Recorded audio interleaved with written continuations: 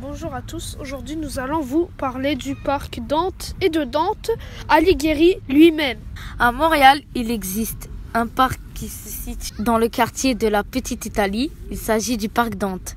Nous allons ainsi vous parler du parc et de Dante. Pour commencer, la raison pour laquelle le parc a été créé était pour commémorer le 50e anniversaire de fondation de la paroisse italienne. Un groupe d'Italo-Montréalais proposa le projet d'aménagement, un parc d'ornement. La statue de monument de Dante fut inaugurée le 26 juin 1963 au parc Dante, mais avant, elle était située au parc La Fontaine. Deuxièmement, Dante Alighieri est un poète, un écrivain et un homme politique florentin. Dante est né en 1265 à Florence, en Italie, et mort en 1321 à Ravenne, en Italie. Dante joue un rôle important dans la culture italienne car il joue un rôle actif dans la vie politique de Florence.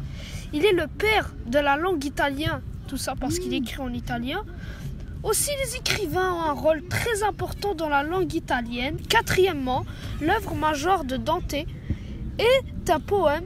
Il se nomme La Divine Comédie ou la Commedia. Dans cette œuvre, il lance la rumeur que le roi de France, Hugues Capet, descendait d'un simple boucher.